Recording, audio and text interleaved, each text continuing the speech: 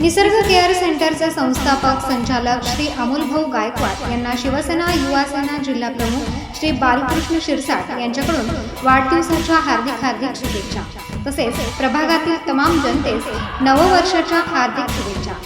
शुभेच्छुक संचालिका श्रीमती सविताताई गायकवाड, सुनील आरोटे,